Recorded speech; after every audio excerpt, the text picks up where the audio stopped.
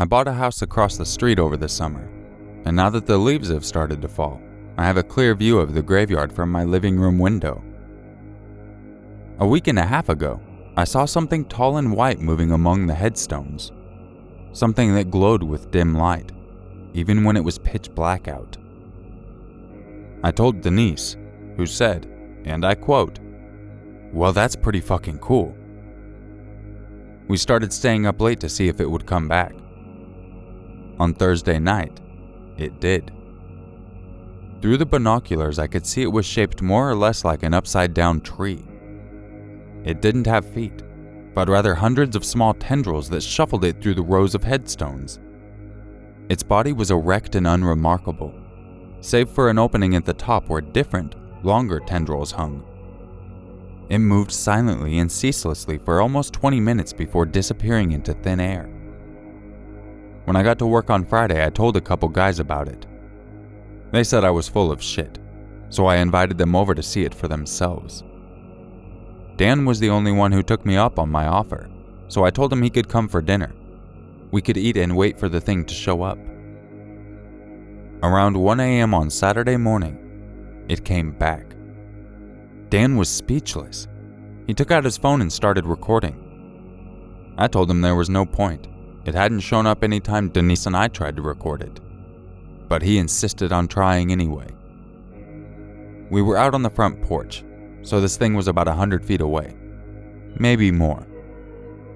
Dan wasn't having much luck getting it in focus, so he crossed the street and stood on the edge of the cemetery property.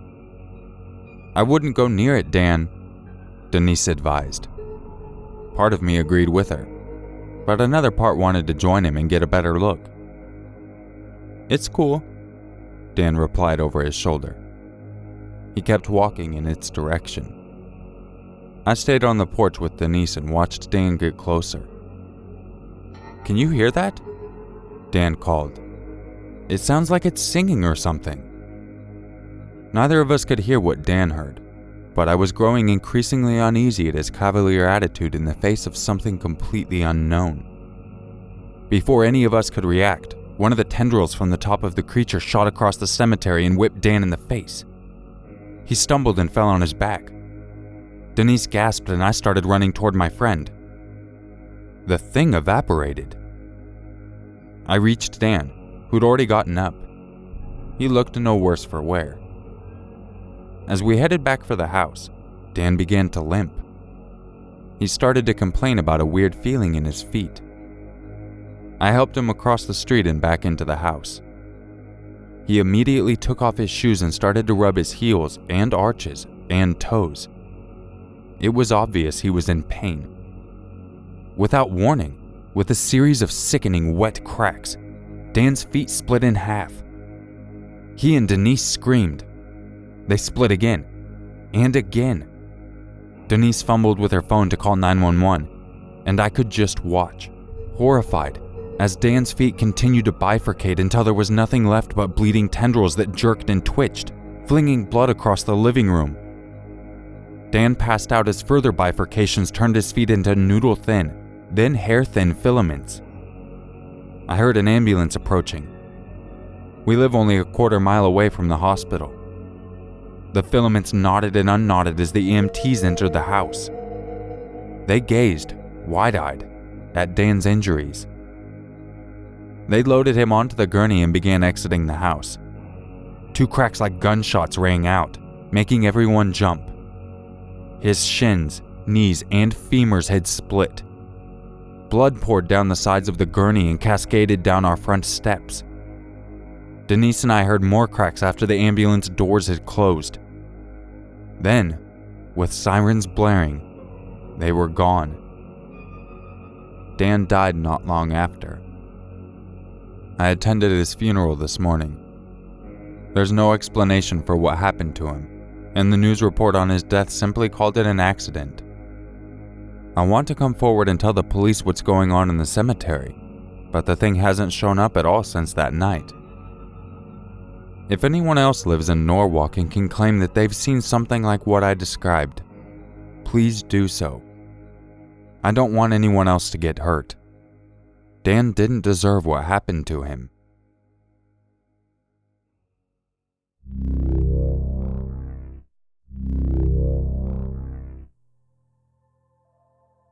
I grew up in the country. The closest house was 500 meters away, and the main road was 1 kilometer away. There also was a military base about 500 meters from our house. And for that reason, we weren't allowed to add a second story to the house, grow big trees, etc.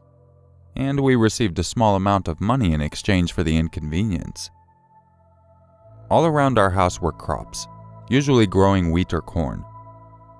As a kid, I loved going in the fields, running on the grass, climbing on top of hay bales and jumping from one to the next before the farmer took them away, or simply exploring as an adventure. Although I'm a girl, I wasn't very girly, and preferred climbing trees or staying outside over playing with dolls.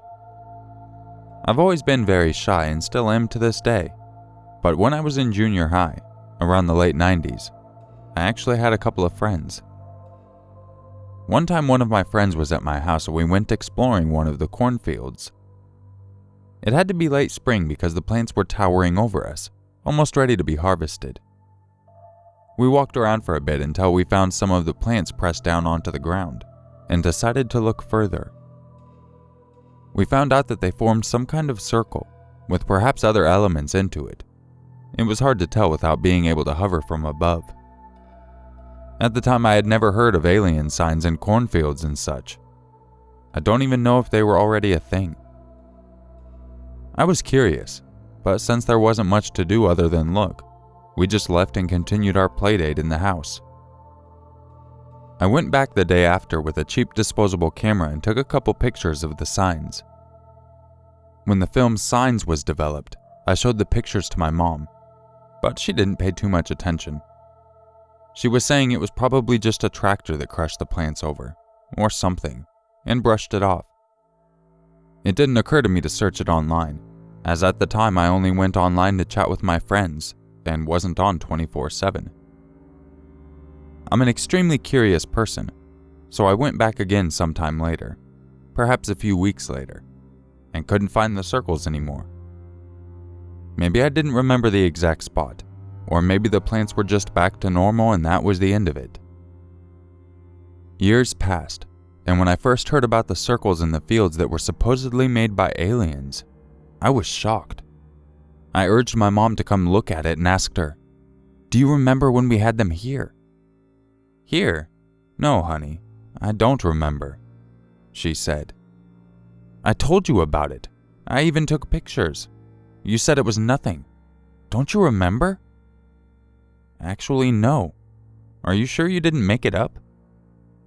It was a fair question since I've always had a vivid imagination, but I was sure I didn't make it up.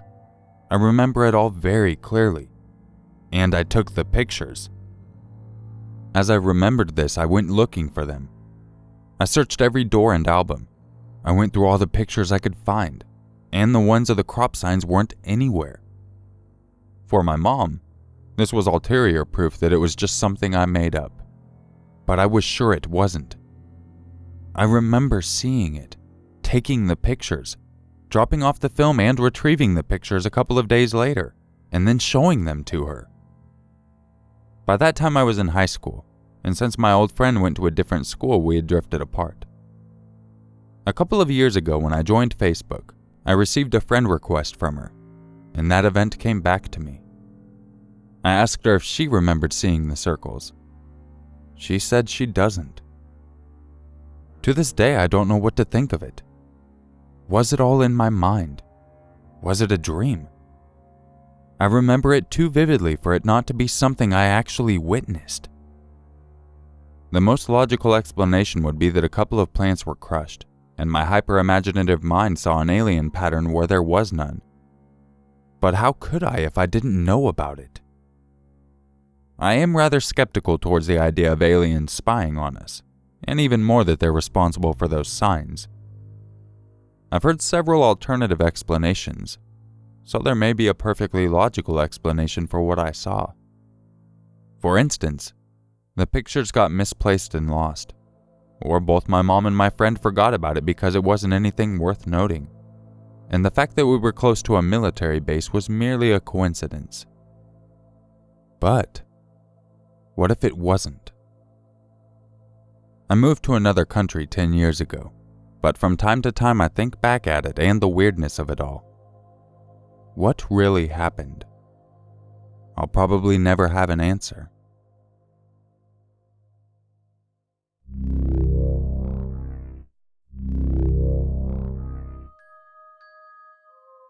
If you enjoyed this video, don't forget to leave a like, subscribe, and share it with your friends.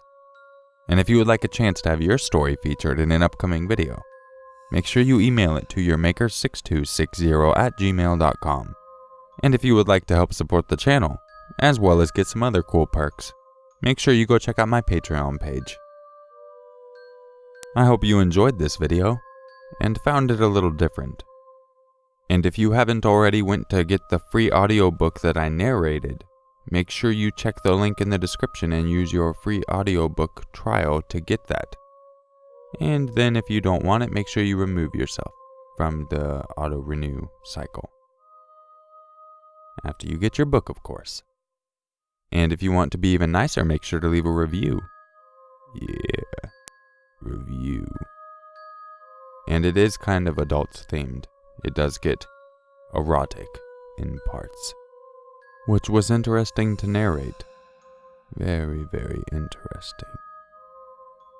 Anyway, I'll catch you all in the next video, and I hope you have a great day, night, morning, evening, whatever time it is whenever you're watching this video.